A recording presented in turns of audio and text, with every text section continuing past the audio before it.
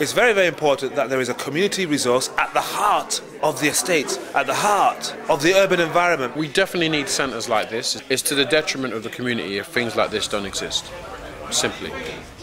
I'm Steve Peake. I'm Director / Manager of the Synergy Centre. The Synergy Centre is a community arts centre in Camberwell, South London, which is quite a diverse and disadvantaged community with a lot of social problems that come with a general state of poverty and social exclusion. And the most prominent example of that is quite a lot of antisocial behaviour and criminal activity by young people, particularly in the after-school period. A lot of gang problems, a lot of problems in relation to identity and safety in the community. Well, the history of the Synergy Centre began in July 2005 when we more or less stumbled across this empty warehouse in Camberwell. Considered it pretty much ideal for our purposes, the right combination of spaces, and using money raised at the Synergy Project, which is a large indoor club night working with DJs, artists, video practitioners and other creative people from the kind of more alternative side of London's club culture, and also partnering up with NGOs such as Greenpeace, Oxfam, ActionAid, Amnesty, Friends of the Earth. We managed to raise about £20,000 by running a series of parties at the SE1 Club in London Bridge over 3 years, and that money was then invested in the Synergy Centre. Since 2005, we've then built up the centre into a thriving and vibrant community arts centre. One of the things the centre is set up to do is to provide activities for young people in the after-school period, to give them things to do, but also to try and manage and direct their behaviour towards more constructive paths, to give them a sense of community and a pride of place instead of having them run around the streets committing crimes, getting into fights with local people from kind of neighbouring communities such as Brixton and Peckham. My name is Victoria Shaskin. I am the Education Director for a company here called Collective Artistes, and we're in partnership with the Synergy Centre into delivering the youth project here. So we're helping to manage the youth project and do all the behaviour management, manage the mentors who are also part of the project. The young people that we're working with come from the school directly across the street. They tend to be transitioning between sort of school and outside. There's a lot of sort of fights that break out as they're coming out of the school building, and that's why you see police and stuff out every day to deal with those issues. It's not necessarily that the young people are bad or that even that the school is necessarily bad. It's that the structures for them aren't really in place. If the structures break down around them, then they become less likely to be able to engage with activities around them. So that seems to be what is not only happening in this specific area, right where the Synergy Centre is located, but also sort of happening in the wider area of South East London or South London. And so we're really here as a centre to try to provide structured creative activities that young people can engage in, learn some of those skills that they're going to need in employment and in further education and in like those life skills, communication, teamwork, confidence building, as well as specific creative skills like music technology, drama, drumming, dance. I'm Anna Lumley and I work for the Southwark Youth Offending Team and I'm Practice Manager for the Youth Inclusion Programmes. We have been working with the Synergy Centre up till now. They've been involved in the Youth Inclusion Programme and have been delivering key work in some of our young people. It's important that Synergy Centre and projects like Synergy Centre get funding in the future because they fill a niche that fulfills community, young people and adults' requirements. They're able to do different projects on a range of different levels and it's quite an accessible centre. Feedback from our young people are always positive about coming here. The projects that we've run here have been successful. If the Synergy Centre wasn't here yet, I'll be mostly on roads with like lots of people and we'll just be up to no good. Like my area's bad, innit? And like lots of people get killed and stabbed. Like youths nowadays are bad, innit? If I wasn't here right now, I would be probably I'd just be rolling around the road doing absolutely nothing. Now that it's here, yeah, it's something you can go to and have fun, and also you can learn and go in school and say what you've learned, and it will help you with your subjects as well. And I'd say we're at the beginning of a kind of exciting time in terms of our partnership work with Synergy, and we're excited about building that and running more holiday programmes here as well as the term time stuff. I'm Quinton and this is Rohan, and we're Community Media Design. We've been at the Synergy Centre here for about 2 years. and we just started this Young Offenders team project, teaching young kids who are in secondary school some basics of music after their school classes and getting them interested and getting them into activities. Quentin is the actual music tutor. Music teacher, teaching them Reason and Soundforge, basically building tracks from nothing to something. The aim of it is to get them to do 2 tracks and go to the studio. It can be instrumentals, they can put vocals on it, they can shout on it, they can scream, they can dance on it. So that's the aim, to get them to do something by the end of the course. There's different types of music they're doing. They're going rap, they're doing indie type of stuff, loops, breakbeats, so they're doing a very different spectrums of music here. We have only spaces for 10 students, although we wish we could have more. Yeah. Although we have 3 times a week, we can sometimes get 25, 30 people in a week. We have quite a few people who are interested all the time and want to come and join, and we just don't have space for them.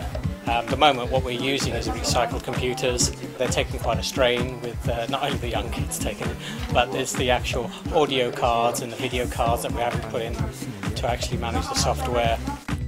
The way that the funding works and the way that sort of sustainable projects work in the current funding environment is that young people get used to doing a certain project, and just when they start to get comfortable, with the people working on the project, they start to open themselves up and really be able to be challenged. If the project ends and the funding's cut, those young people may have developed a little bit, but that development really isn't sustained, and so they're more likely to go back into negative behaviour, or to the behaviour that they had beforehand. The repercussions of the funding being cut is that they don't progress. So you've sort of spent all this time working with these young people to get them to progress, and when they just start doing that, it may take a year for them to just start doing that. And when they just get there, the project ends. As soon as you take that project away, then you take away all the possibilities that they will be able to progress from that point. And that's just really unfortunate, because young people get used to projects and used to opportunities being taken away from them. I think it makes them less likely to engage in projects in the future, not only at the centre, but in other projects. My name is Stan Dubek. I'm what's called Neighbourhood Renewal Manager, covering the Camberwell and the Dulwich area. Synergy as a whole offers something quite different, I think, in the area. They're quite a new organisation in terms of Camberwell. They've now been on the scene 2-3 years. They've established themselves in terms of their willingness and capacity to promote community cohesion. And latterly, we've invested in Synergy in a project that we run jointly with the youth offending team. My name is Winston Good, and I'm one of the key workers for the Youth Inclusion Programme. My role entails working with young people who are deemed at risk of exclusion from school, risk of offending, and one of our aims is to prevent them from going into the youth justice system. I think what makes Synergy so special is that it's the location it's based in. It's right next to a school, secondary school, with a lot of young people that we work with. It's vibrant, it's creative, and it just provides a calm atmosphere for young people to thrive in. We've up till now been funded by Camberwell Neighbourhood Renewal, but that money is now coming to an end. One thing that we're concerned about is, having set up the youth project and having raised expectations on behalf of the young people that we're now working with, if the funding then runs out and we have to then stop delivering the project, we're going to go back to square one with the young people. Young people are then going to get disappointed, feel let down, and I think they have enough of that in their lives sometimes as it is. So it's incumbent upon us to then try and raise other sources of funding to carry on delivering the project. One of the common complaints is there's a lack of sort of constructive activities for young people, so any loss of youth activity reduces the overall offer that's available, and certainly what Synergy have been developing has been, and certainly their ambitions to work in working with the young people in that particular area in Camberwell is badly needed.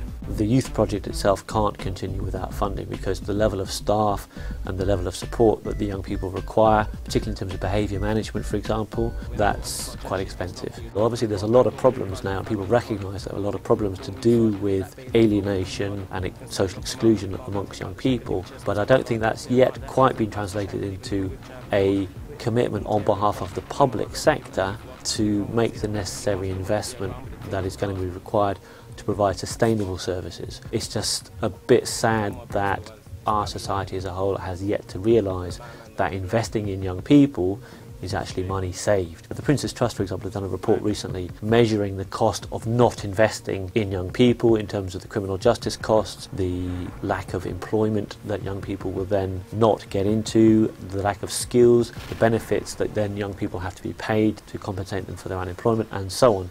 And it's quite considerable, the cost. So one of the arguments that we're putting forward is actually it's in the interest of society to invest in young people. You reduce the cost associated with crime and antisocial behaviour. You raise the quality of life of local residents who otherwise suffer from the antisocial behaviour that the young people engage in. But also you help the young people get opportunity and you encourage them to become better and more active citizens, and that can only be a good thing for society. The original instigation of setting up the Synergy Centre was the work that we've been doing with the Kakachichi Master Drummers from Ghana, who I started working with in 1996, and we've toured them around the UK now a total of 8 times. And obviously as a result of that we've got very strong connections with Ghana. During one of my visits I met a chap called Mackenzie, who is a youth worker in one of the more deprived communities of Accra, where also the drummers are from. And there are a lot of young people, many of whom have got good levels of education but can't find employment. And a lot of them, particularly the men, tend to get quite despondent and depressed about the lack of opportunity that's available to them. One of the things Mackenzie does is to try and inspire them through activities, particularly sports and arts related activities, tries to instill in them a sense of leadership, that they can take initiatives for themselves rather than having to wait for people to come and lead them for themselves. My name is Mackenzie Golightly. I'm the Director of Community Sports and Artistic Trust, Ghana. I'm here to explore what the Synergy Centre is doing with young people and also an exchange program. So I think it's a great idea to have these 2 opportunities to help young people partnership to open a centre in Ghana. And then we believe there are more for us in terms of sharpening of skills for those that are working around the Young People's Project. So I think it's quite reasonable for coming here, and it's also a great opportunity. I've met a lot of people and I continue to meet a lot of people. Thank you. Interestingly, also in our own local community there are a lot of problems facing young people as well. Different problems, but also perhaps due to a lack of opportunity, that there's a real shortage of creative facilities, there's a lack of things for young people to do.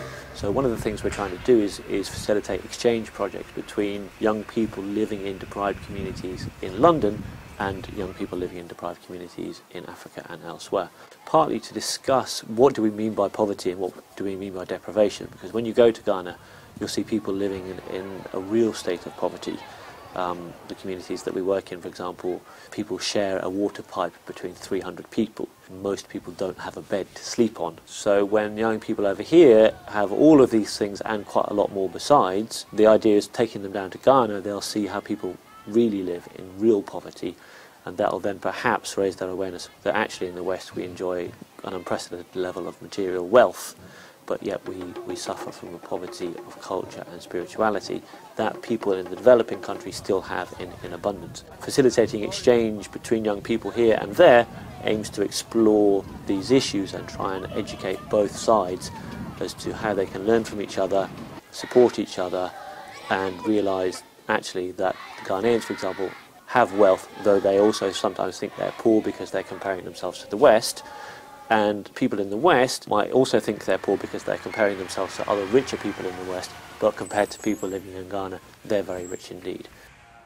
Well, we're very keen to set up a community video production company, working with some of the more kind of established professionals that we know through our networks, just to try and get the young people to use film and video as a means of expressing themselves. Sometimes the young people have problems communicating, and their communication skills are sometimes very underdeveloped. And so giving them access to technologies such as digital video cameras and digital video editing, and also encouraging them to edit and create in a creative, innovative fashion, I think is a good way of enabling them and empowering them to communicate about their social realities. One of the things that we hope to do over the next 2 to 3 years, both in this country and elsewhere as well, is to get young people to make documentaries about their own lives, focusing on Millennium Development Goals, which were adopted by the United Nations as targets that communities should seek to achieve in the new millennium, to do with poverty, to do with the environment, to do with reproductive health, to do with universal education and so on. And then get other young people in places like Ghana or Namibia to also make films and videos about their communities, and then get the young people to share their work online, and then encourage discussion and debate about how it is to live in Camberwell as portrayed by young people from Camberwell, and how it is to live in Ghana as portrayed by young people in Ghana.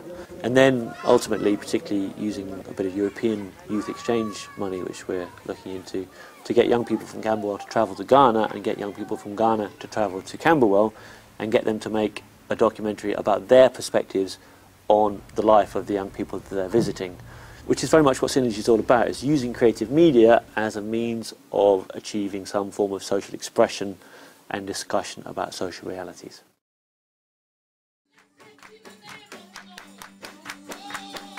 Yeah, my name is Monica Thomas. I'm the deaconess for this church.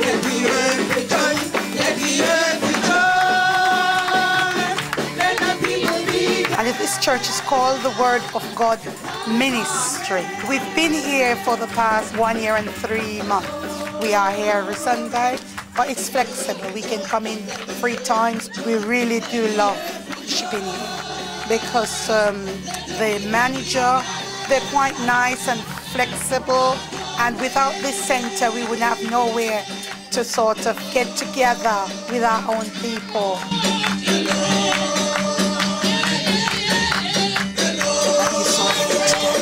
We all enjoy coming here, and we hope this place will continue to stay open so that we can come in and just, be merry and see our friends and things like that. Because it is a good place. It is a good place, yeah?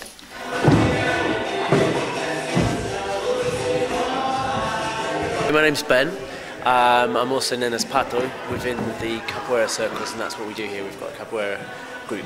I am the instructor. Capoeira is a martial art based on a dance form which has kind of grown up from roots in Africa through development in Brazil. Set to music, which we also practice here. We learn the instruments and traditional songs, stories that are passed down, kind of oral tradition of stories sent through the songs. That's it, we bounce around in our funny coloured pyjamas and learn different martial arts tricks, spinning on our heads, flipping around, kicking each other, trying not to get injured.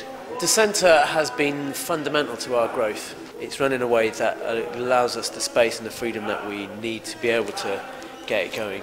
The people here who run the place are brilliant, their strategies are sound, and their overall plan I think is really, really in line with stuff that I believe in, and it's totally appropriate for the Capoeira circles as well. That's kind of what one of the ethics of the centre is about as well, I think. Community support, and that's what we're trying to do with our group, a nice little community.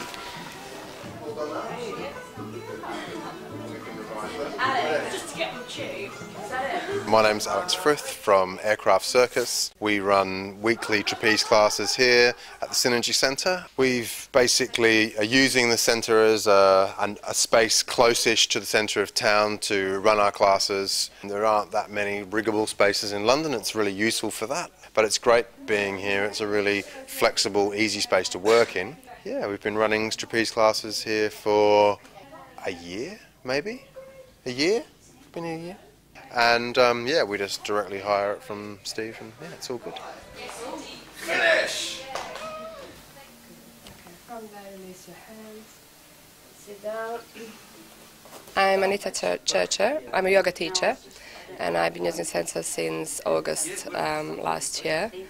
And having a really nice class and a group of regular students coming every Wednesday evening. We're looking into another group on Mondays as a beginner course, and it's really popular. People really like coming, and I'm really pleased with it. Really nice group, kind of social and friendly, becoming really nice social moment as well. The Synergy Centre is a bit of a centre for kind of local community art and culture. This idea that to have strong and vibrant local communities, you have to have strong and vibrant local cultures. And so empowering and encouraging and inspiring local people to create their own cultures rather than necessarily always buying into the kind of mass consumer culture. We run our own Synergy Centre events, often with quite a strong indigenous element, because we obviously work with our Ghanaian drummers, our in-house group of Ghanaian drummers, Kakachichi. and we're also then building links with that in other Indigenous communities from all across the world. And we have our Tuesday acoustic music night. And we have a fortnightly event called Synergy Tuesday, where anybody and everybody can turn up, perform a poem, sing a song, tell us about their lives, play a drum, anything goes.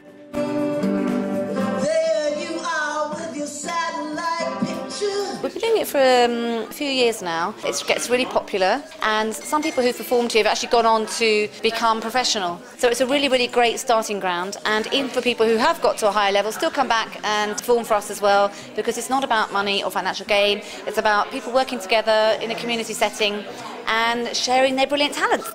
We've got our own in-house production company. We're all fairly experienced professionals now working in the creative and cultural sector. We put on the production management, so we take care of all the technical side of things, the sound and the light particularly.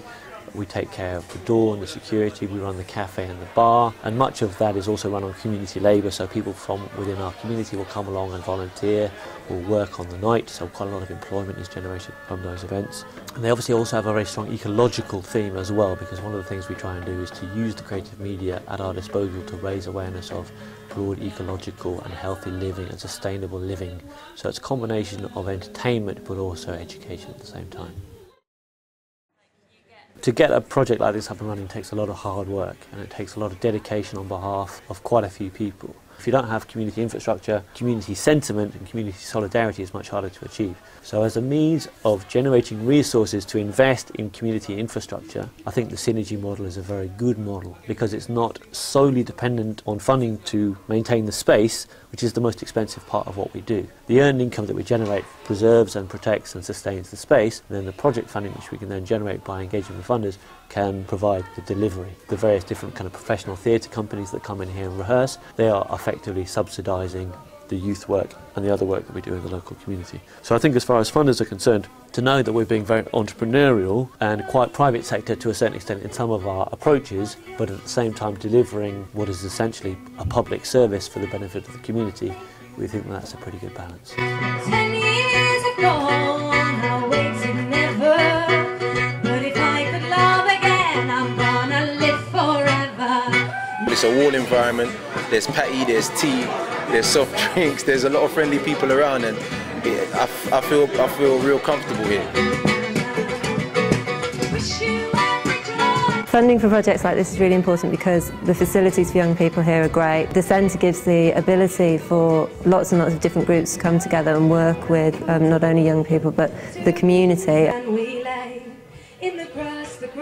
The council should boost and give all the backing and support to community organisations that are at the heart of the environment here. It was a pleasure, but we were too young to keep our treasure.